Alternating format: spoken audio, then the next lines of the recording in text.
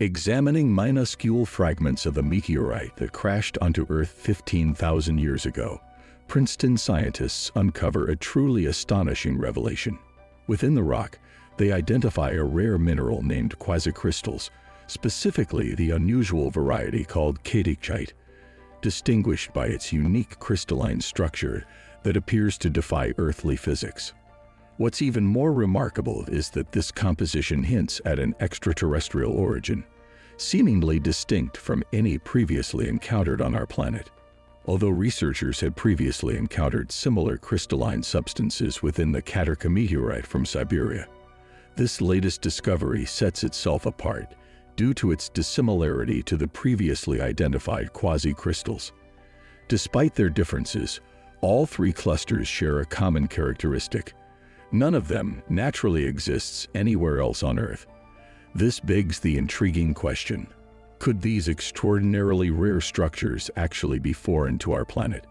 Could they originate from the realms of outer space itself?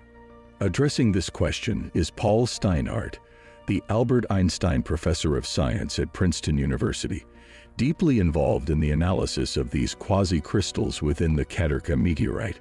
Steinhardt and his colleague, Luca Bindi, embarked on an investigative journey. In 2009, they obtained the sole known sample of khatyrkite from the Florence Museum of Natural History in Italy and sent it to Princeton geologist Lincoln Hollister for further scrutiny. Initially, there was skepticism. The quasicrystal's complex structure seemed too sophisticated to have naturally formed in the cosmos and was initially suspected to be a product of human industrial processes. However, after meticulous examination, Hollister, Bindi, and Steinhardt reached a remarkable consensus.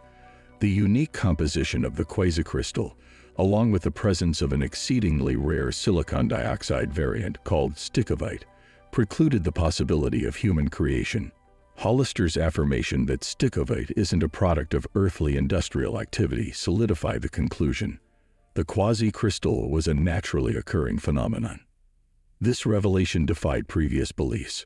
Quasicrystals were long thought to be unstable and thus unable to exist in nature. Their existence was first brought to light by Daniel Schechtman in the early 1980s, working at Maryland's U.S. National Institute of Standards and Technology. Schechtman unexpectedly discovered these peculiar structures while studying a manganese-aluminum alloy. His groundbreaking research led to the recognition of quasicrystals as an entirely new class of solid materials with extraordinary properties, such as five-fold rotational symmetry, which had been deemed impossible according to established crystallography principles. The compelling question that remained was whether these quasicrystals formed within the Earth's domain or originated from another cosmic realm. This discovery defied the conventional wisdom and broadened our understanding of the possibilities lurking within the universe. While examining a manganese-aluminum alloy, Schechtman stumbled upon a novel crystalline pattern, one that defied conventional structures. Traditional crystal arrangements consist of symmetrical shapes, like triangles or cubes, repeated uniformly. In contrast, Schechtman observed a quasicrystal, where each shape within the cluster was distinct. Thiel, an Iowa State University materials scientist, likened this to arranging tiles in a bathroom floor, explaining that pentagonal symmetry characterizes quasicrystals, resulting in gaps when assembled, requiring glue atoms to fill the voids. Initially, Schechtman's discovery was met with skepticism and ridicule, as it challenged established notions of crystallography. Linus Pauling, a revered Nobel laureate, opposed him vehemently. The director of the National Institute even asked Schechtman to leave his post. Despite this opposition, Schechtman persisted, knowing he was right. The culmination of his perseverance was the Nobel Prize in Chemistry in 2011. Quasicrystals, renowned for hindering heat conduction, found practical applications in nonstick pans, LEDs, surgical tools, and more. Professor Bassam Shakashiri of the University of Wisconsin-Madison predicted further utilization of quasicrystals in the future.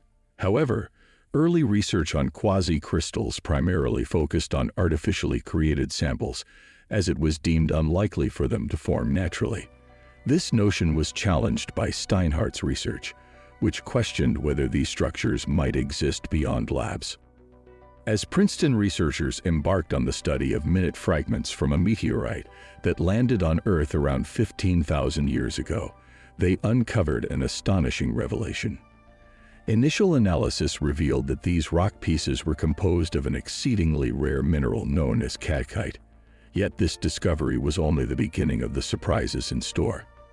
The most intriguing aspect was the crystalline structure within the khatyrkite, which seemed to defy the conventional laws of earthly physics and appeared remarkably alien. Steinhardt, a theoretical physicist at Princeton University, had been actively seeking evidence of naturally formed quasi-crystals since 1999. It wasn't until a decade later that he stumbled upon a Florence Museum specimen of khatyrkite that contained naturally occurring quasi-crystals. Recognizing the significance of this finding, Steinhardt delved deeper into the investigation. This led Steinhardt to send a fragment of the Florence khatyrkite to the California Institute of Technology for further analysis. The examination revealed oxygen isotopes indicative of a meteoritic origin, confirming that the quasi-crystals were formed naturally but not on Earth. The formation was estimated to have occurred over 4 billion years ago, around the time of the Sun's formation. With the extraterrestrial origin of the quasi-crystals confirmed, Steinhardt's next challenge was to trace the source of the khatyrkite. Through meticulous detective work, he followed leads from Florence to Amsterdam, eventually identifying a collector named Nicholas Kokik.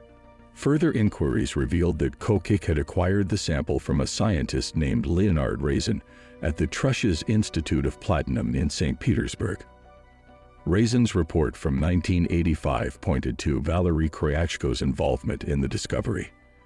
This eventually led the researchers to Kryachko in Moscow. His recollections disclosed that the sample was found in a remote area of Siberia known as the Koryak Mountains, specifically the Lys-Benetavi stream. In 2011, a team including Steinhardt, Bindi, and Kryachko embarked on an expedition to the location during a brief thaw period. The team's efforts yielded samples, confirming the existence of meteorite fragments with quasi-crystals. The analysis of these samples continued for 2 years, revealing rare alloys and naturally occurring quasi-crystals.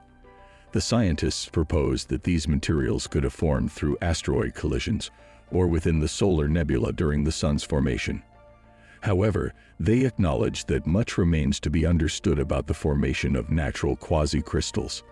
In essence, the journey from the Florence Museum specimen to the remote regions of Siberia and back provided valuable insights into the origins and properties of quasi-crystals, a phenomenon that challenges traditional concepts of crystallography. The study of natural quasi-crystals is still in its infancy, and researchers continue to explore and unravel their mysteries. Subscribe and press the bell icon for regular updates.